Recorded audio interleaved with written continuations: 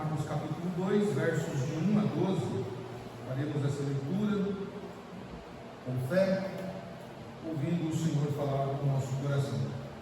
Diz assim a palavra de Deus: Dias depois, entrou Jesus de novo em Cafarnaum, e logo ocorreu que ele estava em casa. Muitos afluíram para ali, tantos que nem mesmo junto à porta eles achavam lugar, e anunciava-lhes a palavra. Alguns foram ter com ele, conduzindo um paralítico, levado por 4 homens. E não podendo aproximar-se dele, por causa da multidão, descobriram o eirado no ponto correspondente ao que ele estava. E fazendo uma abertura, baixaram o leito em que jazia o doente. Vendo-lhes a fé, Jesus disse ao paralítico: Filho, os teus pecados estão perdoados. Mas alguns dos escribas estavam assentados ali, e arrazoavam em seu coração: Por que fala ele deste modo? Isto é blasfêmia. Quem pode perdoar pecados senão um, que é Deus? E Jesus, percebendo logo no seu espírito que eles assim arrazoavam, disse-lhes: Por que arrazoais sobre estas coisas em vosso coração? Qual é mais fácil? Dizer ao paralítico: Estão perdoados os teus pecados? Ou dizer: Levanta-te, toma o teu leito e anda? Ora, para que saibais que o Filho do Homem tem poder sobre a terra, tem sobre a terra autoridade para perdoar pecados, disse ao paralítico: Eu te mando, levanta-te, toma o teu leito e vai para a tua casa. Então ele se levantou e no mesmo instante, tomando o leito, retirou-se à vista de todos, a ponto de se admirarem todos e darem glória a Deus, dizendo: Jamais vimos coisa assim. Oremos mais uma vez, meus irmãos. Senhor nosso Deus, te louvamos, te exaltamos e te glorificamos pela tua palavra, que é viva e eficaz, e mais penetrante do que espada alguma dos meus olhos. Fala o nosso coração, Senhor, para que possamos ouvir o Senhor falar conosco, e ouvindo, possamos praticar aquilo que o Senhor tem a nos ensinar nessa noite. É a nossa oração e desejo do nosso coração, em nome de Jesus. Amém. Meus irmãos, o reverendo William Hendricks, no seu livro Estudando sobre Marcos, ele diz que há um grande contraste entre o capítulo 1 de Marcos e o capítulo 2. Na análise dele, na análise hermenêutica dele, o capítulo 1 ele denomina como o capítulo da glória, e o segundo capítulo ele chama de um capítulo da oposição. O capítulo 1 ele mostra Jesus sendo glorificado, Jesus sendo batizado, Jesus fazendo milagres, mas no capítulo 2 ele chama de oposição, e essa oposição começa logo após o seu batismo com Satanás, né? E também os demônios perseguem Jesus a todo tempo a partir desse momento. Então inicia-se essa perseguição com Satanás, e os demônios, que segundo William Hendricks, se vestem de pele humana, né? Agora os demônios usam pessoas para perseguir Jesus, e na maior parte das vezes essas pessoas são os escribas, os fariseus, os doutores da lei, os herodianos também, que eles vão tramar de tudo para perseguir e até mesmo matar Jesus. Então ele chama de o capítulo da oposição, e faz muito sentido ao lermos o capítulo 2 de Marcos. Mas durante séculos, desde o século I aqui, registrado nas Escrituras, até o século XXI, onde nós estamos, a autoridade de Jesus, ela continua sendo questionada. Jesus continua sendo perseguido, de certa forma, por aqueles que tentam negar a sua existência histórica, por aqueles que tentam negar a sua divindade. Jesus continua sendo perseguido por essas pessoas, tá? E esse texto é muito interessante, e a narrativa desse texto é para mostrar que Jesus ele tem poder e autoridade, não só sobre enfermidade, mas também para perdoar pecados. Então nós vamos aprender nesses 12 versículos o perdão e a cura de um paralítico. O versículo 1 vai mostrar-nos que Jesus ele voltava de um certo local, né? Jesus volta de novo a Cafarnaum. Jesus tinha saído, tinha ido para outros lugares pregar, ensinar, arrebatar os seus discípulos, ou seja, trazer discípulos, e agora ele retorna para Cafarnaum, né? A cidade aqui provavelmente, né? Cafarnaum significa ser vila de Naum, provavelmente ali nas regiões da Galileia, onde Jesus escolhe manter aquilo que os teólogos chamam de a base de Jesus, né? A sua base, onde ele ficava todas as vezes que ele retornava ali. Tá? E era um local importante porque a partir dali, então Jesus designava as suas funções, ou seja, ele organizava as suas viagens, as suas funções, e era ali que ele ensinava os seus discípulos. Essa volta para Cafarnaum, ela marcou, né, o final da primeira viagem da Galileia. Jesus vai para a Galileia, lembra, a Galileia dos gentios, ele vai lá pregar aos gentios e volta então para Cafarnaum. E essa volta para Cafarnaum, justamente para onde estava, como alguns chamam, de o berço da incredulidade, né? É em Cafarnaum que Jesus vai enfrentar grande oposição dos incrédulos, daqueles que não creem que ele é o Messias, que ele é o cumprimento das profecias do Antigo Testamento. Então nós podemos aprender aqui nesses 12 versículos 3 lições básicas para a nossa vida e depois uma aplicação para que possamos voltar para nossas casas refletindo sobre o que aprendemos. A primeira coisa que nós podemos aprender aqui está nos versos 1 a 4, onde nós vamos ver que dentro deste cenário nós vimos que esse paralítico precisou de pessoas para levá-lo até Jesus. Então nessa missão da igreja também nós temos as pessoas que levam outras pessoas a Cristo. E nós podemos ver isso na vida desses 4 personagens que a Bíblia não cita o nome deles, mas que são muito importantes porque eles conduzem aquele paralítico até o Senhor. E esse paralítico era o sofredor incapacitado, aquele que não tinha como botar um fim no seu sofrimento. Aquele doente era um paralítico. Alguns diziam que a enfermidade dele poderia ser uma enfermidade total, uma enfermidade parcial, mas o certo é que aquele homem não tinha condições de andar sozinho, não tinha condições de se locomover até Jesus. Então esse doente, né, que era o paralítico, para se mover ele precisava ser carregado por pessoas. Então imagine o sofrimento desse homem por muito tempo ter que ser carregado por pessoas, não poder se locomover sozinho, não poder ir até onde ele gostaria de ir, mas sempre precisar de alguém. O certo é que esse homem encontrou ou tinha ao seu lado pessoas de fé, e dentro então desse movimento de pessoas que levam outras pessoas até Jesus, é preciso ter pessoas com fé ao redor. Este homem, esse sofredor incapacitado, esse paralítico, encontrou nesses 4 amigos pessoas de fé. E provavelmente essas pessoas, esses amigos, assim como o paralítico, já tinham ouvido falar de Jesus. Lembrem-se que no capítulo 1 ele vai dar uma ênfase de que a fama de Jesus corria por todos os lados, que ele curava, que ele expulsava demônios, que ele fazia sinais miraculosos. Então a fama de Jesus correu. Então, por certo, esses homens já tinham ouvido falar de Jesus, ou até mesmo visto os seus milagres, né? Visto Jesus operar os milagres que ele operou, narrados no capítulo 1. Por isso, aqueles homens acreditaram de todo o seu coração, eles tiveram fé que Jesus Cristo poderia curar aquele paralítico. Vamos lá para imaginar a cena. Um paralítico, nós estamos falando de alguém que não tem condições de se locomover, alguém que não tem o seu corpo saudável, alguém que não tem as suas pernas saudáveis, alguém que precisa ser carregado numa maca. E este homem, tomado por uma fé assim como seus amigos, eles creem de fato de que Jesus pode libertá-los, de que Jesus pode curá-los daquela enfermidade. Este homem tinha fé no seu coração, assim como seus amigos, e fica aqui evidente a fé dele, porque se ele não tivesse fé, o que ele iria fazer onde Jesus estava? Um ambiente lotado de gente, Possivelmente aqui Jesus está na casa de Pedro, né?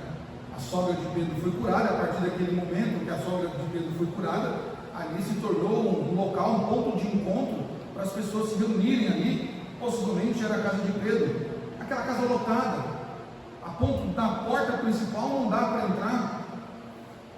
Qualquer um desistiria, qualquer pessoa desistiria. Está aí um bom motivo para não ir até Jesus, está aí um bom motivo para não levar a pessoa até Jesus. Eu quis levar, né? Possivelmente aqueles homens, se não tivessem fé, eles poderiam dizer assim: olha amigo, a gente crê que Jesus pode te curar, mas dá uma olhadinha lá, o negócio está fervendo, não dá para colocar o pé, né? Se fosse nos tempos modernos aí, poderia dizer assim: está parecendo o metrô de São Paulo, não dá para colocar o pé ali, se colocar ali já era, você perde o tênis, está abarrotado, vamos voltar para casa, não tem jeito. Mas olha o que a fé faz, meus irmãos. A fé daqueles homens proporcionou àqueles homens enfrentar o grande obstáculo que eles tinham em frente, que era a multidão que tomou a casa, por dentro e por fora. E note que interessante, meus irmãos, é claro que Jesus sabia que aquela reunião ali naquele local tinha um objetivo: curar este paralítico. Porque naquela reunião nós vamos ver que tinham pessoas ali que não tinham nada a ver, tinham ali pessoas que não estavam ali para aprender com Jesus, tinha ali pessoas que não estavam interessadas em ouvir os ensinamentos do mestre, tinha ali pessoas incrédulas, pessoas blasfemas, pessoas interesseiras, pessoas que estavam com outros interesses em não se assentar diante do mestre e aprender. Mas havia alguém naquela tarde que marcaria a diferença. Então aqueles homens, tomados por grande fé, eles não sucumbiram diante da dificuldade, diante do obstáculo. E eu creio, pensamento meu, tá? Eu creio que eles, a Bíblia não diz, então é um pensamento meu, olham para aquela casa, a porta tomada, lotada de gente. Talvez eles ficaram ali alguns minutos olhando, falando assim: como é que a gente pode entrar? Como é que a gente pode entrar aonde está Jesus para que o nosso amigo seja curado? Mas irmãos, eu acredito também que esse homem devia ser alguém muito importante, alguém muito querido, porque para 4 amigos fazerem o esforço de pegar aquele homem na maca, levá-lo até um local lotado e ainda examinar qual era a melhor maneira de se entrar na casa para levar aquela pessoa devia ser um grande amigo. Então, pessoas que levam outras a Cristo precisa ter fé. Não dá para trazer alguém até Jesus se nós não demonstrarmos fé, se nós sucumbirmos diante da primeira dificuldade, se nós olharmos para o desafio e dizer assim: olha, eu até tentei trazer você para a igreja, mas a dificuldade é grande, eu vou voltar para trás também, né? Uma redundância aqui, né? Vou voltar, porque não tem como. Esses homens romperam as dificuldades, eles mostraram fé, mas mostraram também fidelidade ao seu amigo, né? Fidelidade ao seu grande amigo ali. A lei da intercessão, meus irmãos, ela é fantástica nas Escrituras. Quando nós estudamos a lei da intercessão na Bíblia, ela é formidável, maravilhosa, porque quando nós decidimos levar pessoas a Cristo, nós devemos interceder por elas. É isso que esses homens estão nos ensinando aqui. Eles intercedem por aquilo e falam assim: nós precisamos levá-lo até Jesus, nós precisamos dar um jeito de levá-lo até Cristo. Então a lei da intercessão capacita-nos a ajudar os outros mediante a nossa fé, mediante a oração. E esses 2 elementos, fé e oração, faz com que os obstáculos sejam vencidos. Não foi isso que aconteceu com aqueles homens. Aqueles homens falaram: não, nós precisamos, nós temos que dar um jeito aqui. E quando a gente olha para a Bíblia, isso é uma verdade que é estabelecida desde o Velho Testamento até o Novo Testamento. Nós vemos, por exemplo, Ló estava numa situação deplorável, numa situação de morte. Deus iria destruir Sodoma, Gomorra e todas as cidades circunvizinhas. Mas Abraão intercedeu por Ló. Abraão intercedeu por Ló. Abraão falou: Senhor, olha, se tiver um justo, tiver ali tantos justos, se tiver, sei lá, 40, 30, 20, 10 justos, o Senhor faria isso? Ele intercedeu por Ló. Mas também nós vemos quando o povo de Israel pecou contra o Senhor, pecado de idolatria, lá em Êxodo 32, Deus estava disposto a acabar com aquele povo, mas Moisés intercedeu por aquele povo. Moisés falou: não, Deus, não faz isso não, dê mais uma chance para esse povo. Moisés foi um intercessor daquele povo. Moisés usou a sua fé, assim como Abraão para salvar Ló. Moisés usa a sua fé também e a sua fidelidade a Deus para interceder ao povo de Israel. Pedro, certa vez Satanás quis peneirar com a vida de Pedro, mas o Senhor Jesus intercedeu por Pedro. Pedro, seu grande amigo. Veja, meus irmãos, a lei da intercessão é formidável, é maravilhoso. Se nós estamos dispostos a levar pessoas a Cristo, precisamos interceder por elas. Esses homens nos ensinam isso. Eles tiveram fé, fidelidade, intercessão por aquele amigo, mas também tiveram persistência.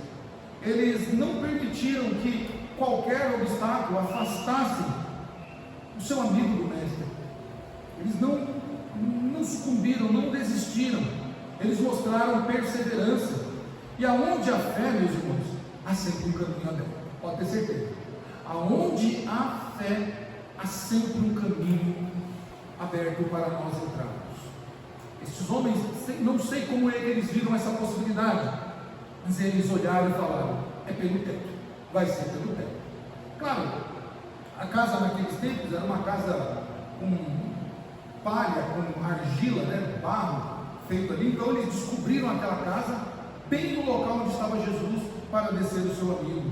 A fé faz com que nós achamos um caminho, ou achemos um caminho aonde não há um caminho visível. Somente a fé pode nos dar visão de um caminho que nós precisamos. Estes homens, meus irmãos, fizeram isso. Eles tinham um desejo: ver o seu amigo curado, ver o seu amigo liberto daquela enfermidade tão terrível, daquele mal tão terrível que estava há anos aprisionando aquela pessoa. E eles levaram aquele homem até Jesus. Muitas pessoas, meus irmãos, estão nesse estado, não literalmente de paralisia como este homem, mas muitas pessoas estão paralisadas pelo pecado. E nós precisamos levar essas pessoas a Cristo. Elas precisam ser levadas a Cristo. E a missão minha e sua, a missão da igreja, levar essa pessoa a Cristo.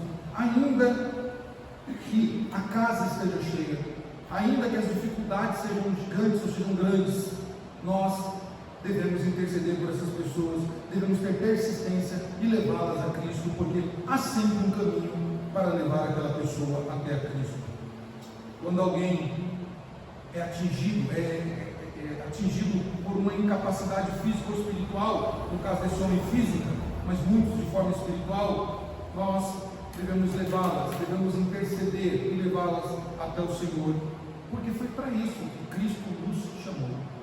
Foi para isso que Cristo nos chamou, para testemunhar o seu poder neste mundo, para mostrar que Jesus Cristo, Ele cura, Ele perdoa e Ele salva o homem pecador no seu estado mais deplorável de pecado.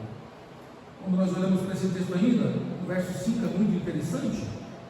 No verso 5 ele diz assim: vendo-lhes a fé, Jesus disse ao paralítico: os teus pecados estão perdoados. Aqui entra o compassivo Salvador, ou seja, o misericordioso Salvador. Jesus olha para a fé daqueles homens, para a sua persistência, a fé, a fidelidade e a persistência deles, e então Jesus se compadece daquele homem.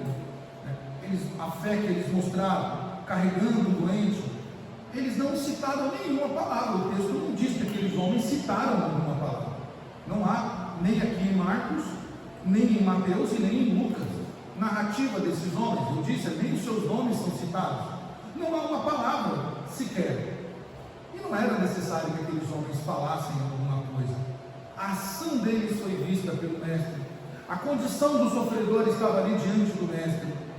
E a fé daqueles homens, a ação daqueles homens e a condição daquele sofredor já eram palavras suficientes para Jesus.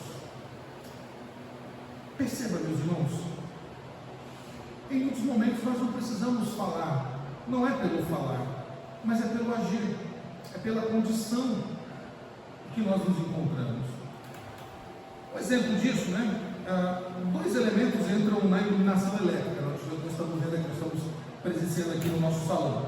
Dois elementos entram na iluminação elétrica: a própria corrente elétrica, que é invisível, ninguém consegue ver a corrente elétrica, e a luz visível. Nós estamos vendo, né? De certa maneira, figuradamente, estamos vendo a luz visível que se manifesta através da lâmpada. De modo semelhante, meus irmãos, dois elementos constituem o ato de fé: a invisível qualidade da fé, de que somente Deus pode ver, né? E a manifestação externa da fé, que todos podem ver, que os presentes podem ver e podem comprovar. A fé, né? A qualidade da fé, só Deus pode ver.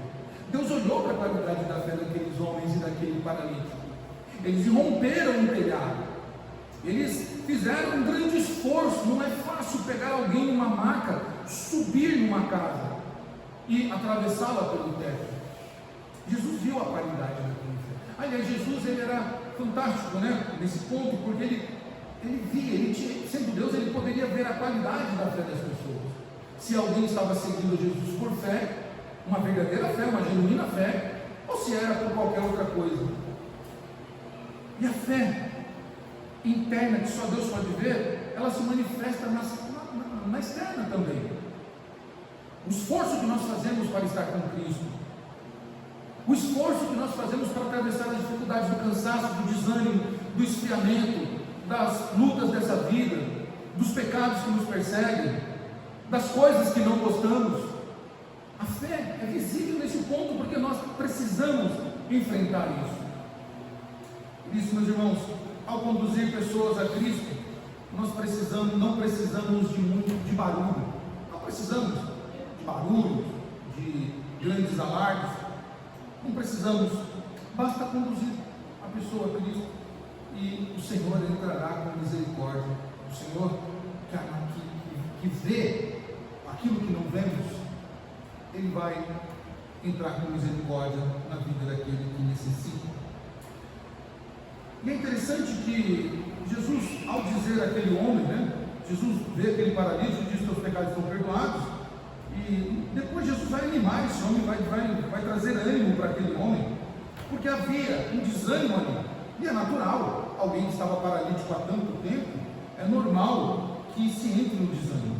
Mas para que aquele enfermo vencesse o seu desânimo, o texto de Marcos não fala, mas se você voltar um pouquinho as suas páginas e até Mateus capítulo de número 9, você vai ver que teve um diálogo aqui com esse homem antes de Jesus curá-lo. Mateus capítulo 9, verso 2, o Senhor vai dizer isso para aquele homem: olha,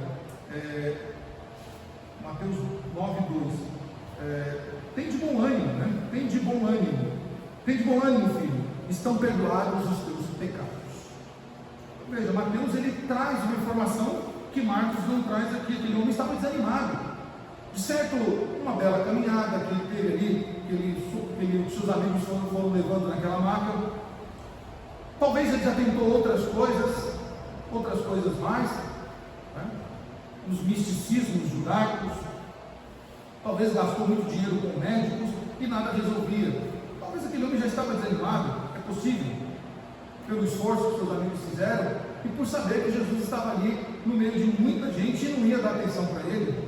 Jesus inicia, antes de curá-lo, diz: tem bom ânimo, filho, os teus pecados estão perdoados. Essas palavras resumem um propósito pelo qual ou pelos quais Jesus veio a este mundo, que é trazer ânimo, trazer alegria para os eleitos de Deus que estavam desanimados, que estavam em trevas.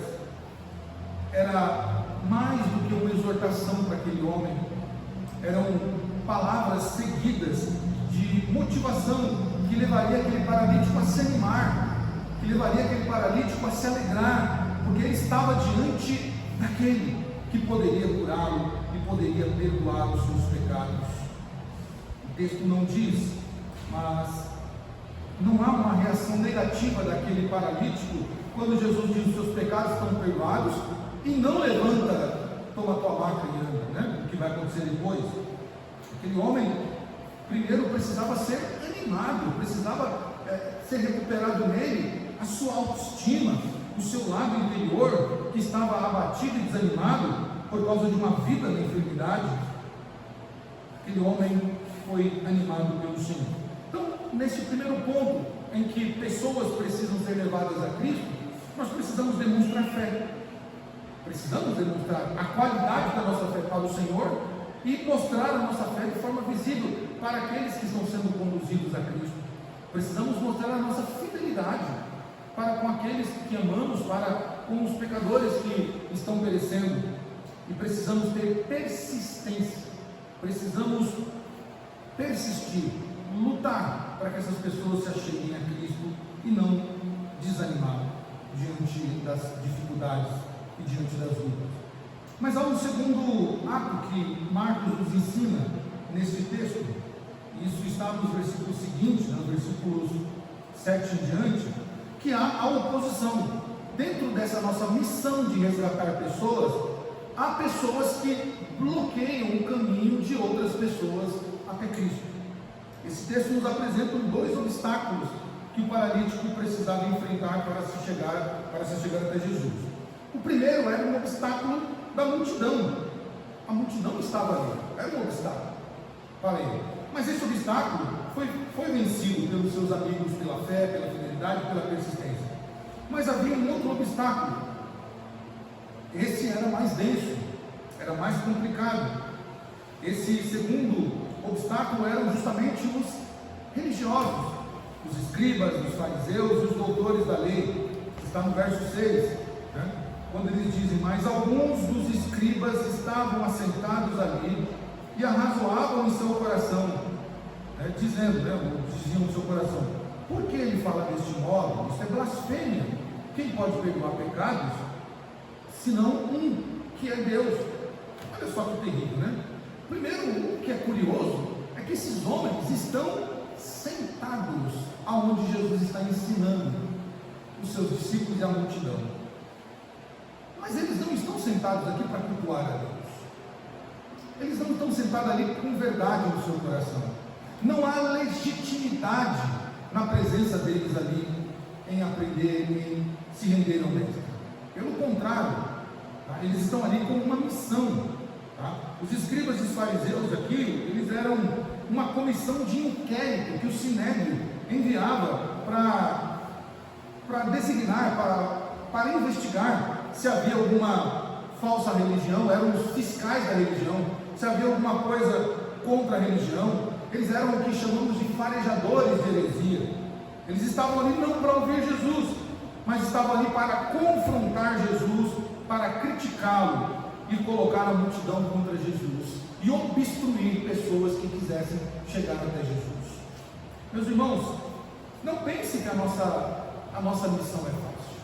Nós vamos ter sempre pessoas que vão servir de bloqueio até outras pessoas. Nós vamos ter essa oposição. Não é só a oposição de Satanás, mas teremos também pessoas que vão se opor para o crescimento do reino de Deus aqui na terra. Isso sempre vai ter. Teve no passado, tem no presente e terá no futuro. Nós vemos os versos 6 e 7 aí, a murmuração dos escribas. O verso 6 e 7 mostra muito claro que eles estavam incomodados com o sermão de Jesus. Eles estavam incomodados com o que Jesus estava fazendo já há muito tempo, que era curando, que era expulsando demônios, que era libertando pessoas de estados depraváveis, que era trazendo alegria para as pessoas, curando leprosos, né? Dando voz às mulheres. Esses homens estavam incomodadíssimos com isso. Então eles começam a criticar Jesus. E isso não era algo exclusivo, não foi algo exclusivo desta passagem. Jesus fazia muitas inimizades aonde ele pisava. E tudo isso por causa do seu ministério, o ministério da pregação. Os maiores inimigos de Jesus, sem dúvida, eram os líderes religiosos. Curioso isso, não eram os marginais, não eram o império, eram os próprios líderes judeus religiosos que se faziam presente aonde Jesus estava para criticar, para investigar a pregação de Jesus e para ver se tinha alguém ali que estava cedendo à pregação de Jesus e impedir que aquela pessoa se chegasse até o Senhor. Meus irmãos, isso sempre teve e sempre terá na história da igreja. Os opositores, Os opositores. Sempre vão ter. A obra de Deus nunca vai ter paz nesse sentido, porque sempre teremos oposição para o reino, contra o reino de Deus. Jesus não se importou com isso, com as críticas que eles faziam, com as investigações que eles faziam, com a má intenção do coração daqueles homens. Jesus procurou ver a necessidade daqueles que se achegavam até eles e se aproximavam dessas pessoas para trazer alívio dos fardos que aquelas pessoas carregavam em si. Mas houve uma acusação gravíssima contra Jesus aqui. Jesus foi chamado de blasfemo. Blasfemo. Essa é a implicação que os religiosos dão, ou colocam na sua pergunta, que de certa maneira eles estavam 50% certos. Só quem podia curar, só quem podia perdoar, perdão, era Deus. Isso estava correto. Mas eles estavam totalmente errados, porque Jesus é Deus e Ele tinha poder para curar e para perdoar, seja quem for. E isso era uma verdade, então. Mas eles sabiam, meus irmãos, que Jesus Cristo não era um homem comum. Eles percebiam e sabiam, que as profecias estavam se cumprindo em Jesus, mas o seu coração se endureceu de tal modo que eles ficaram cegos. Pior, o estado deles era pior, ou era pior do que o do paralítico. O do paralítico era um problema físico que poderia ser resolvido por Jesus. O problema daqueles religiosos era um problema espiritual, era paralisia espiritual. Eles ouviram, mas não entrou no seu coração que eles ouviram dos ensinamentos de Jesus. Eles não poderiam acusar Jesus de blasfemo, porque Jesus era o Deus encarnado, e sendo Deus encarnado, Ele poderia fazer o que Ele fez. Mas além disso, se eles não crescem que Jesus é Deus, o relacionamento de Jesus, o testemunho de Jesus falava por si próprio de quem Ele era. Mas o que é interessante nesse texto é que a oposição não está, os opositores, eles não se preocupam em ver testemunho, eles se preocupam em criticar, impedir as pessoas de chegar até Jesus. Eles se preocupam em impedir o crescimento do reino de Deus. A oposição sempre faz isso. Na história da igreja, em todos os tempos, o opositor sempre faz isso. Ele não está interessado em ver o testemunho, em ver o que está acontecendo, mas ele está interessado somente em criticar. Certa feita, Jesus curou um homem de uma cegueira, e os religiosos ficaram bravos demais, dizendo assim: não, mas quem foi que fez isso com você? Hoje é sábado, não sei o que, não pode. E encheram a paciência dele. Ele falou: já disse para vocês quem foi. Eu era cego, fui lá até Jesus e ele me curou. Não, mas não sei o que, voltaram a perguntar de novo e falaram assim: vai lá e vê. Se vocês estão com tanta curiosidade, vai até ele e veja o que ele faz. Veja o testemunho dele. Tirem as suas conclusões por si só. Então, meus irmãos, nessa nossa luta, a igreja sempre vai ter oposição, que ainda é forte nos dias de hoje. Ainda hoje nós vemos Satanás agir furiosamente contra a igreja.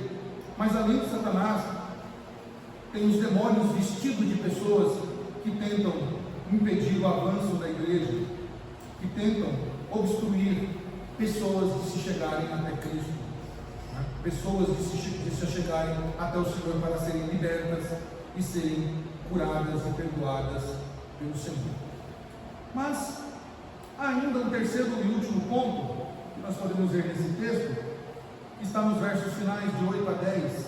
Jesus, ao ouvir isso da parte daqueles homens, Jesus agora responde, E Jesus, percebendo logo por seu espírito que eles assim arrazoavam, disse-lhes: por que arrazoais sobre estas coisas em vosso coração? O que é mais fácil? Dizer ao paralítico que estão perdoados os pecados, ou dizer: levanta-te, toma o teu leito e anda? Que pergunta maravilhosa, Que pergunta excelente Jesus fez, Jesus tinha em suas mãos o poder curador para chegar naquele momento e dizer: homem, levanta, toma tua maca e anda logo no começo. Mas Jesus, que sonda os corações, Jesus que sabe a nossa real necessidade, Jesus sabia que a necessidade daquele homem não era física, Mas aquele homem precisava de perdão, precisava ser perdoado, precisava ser salvo do seu estado de pecado. E então, meus irmãos, quando pessoas que são levadas a Jesus, né, nós precisamos encarar isso com seriedade, porque sempre que levamos alguém até Jesus, algo extraordinário acontece na vida daquela pessoa. Sempre que uma pessoa se chega até Cristo, que é conduzida até Cristo, algo maravilhoso acontece. E nós podemos ver isso na vida dessa pessoa, desse paralítico, que foi levado até Cristo. Veja só, verso 3, né? Alguns foram ter com ele, conduzido um paralítico, levado por 4 homens. Aquele homem se chegou até Jesus, cativo, sem forças em si, dependendo de alguém. Mas olha o verso 12: então ele se levantou e no mesmo instante tomou o leito e retirou-se à vista de todos. Aquele homem se achegou, foi levado até Jesus cativo e voltou livre para a sua casa.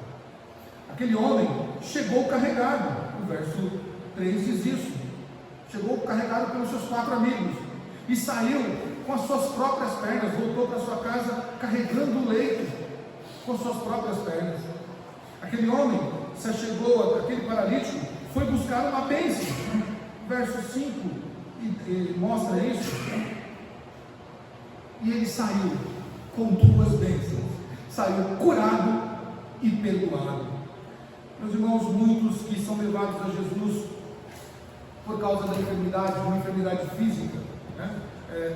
São levados a Jesus por causa de uma enfermidade física, seja ela enfermidade no corpo, ou uma depressão, ou também muitos são levados a Cristo por causa do desemprego, por causa do conflito conjugal, por causa de problemas com filhos, ou outros problemas mais. Mas quando essas pessoas são conduzidas até a Cristo, elas recebem não só esta bênção que elas precisam, não só é dado a elas esta bênção, mas elas recebem também o perdão e a libertação e a salvação de Jesus Cristo.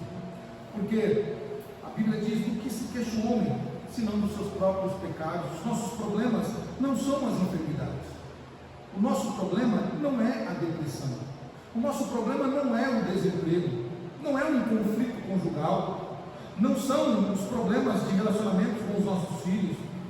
O nosso problema é o pecado, e nós precisamos do perdão do Senhor. Meus irmãos, o pecado é a paralisia que tem feito muitos, dado a muitos a condição de não andar. Muitos estão paralisados há anos, há tempos, e não percebem.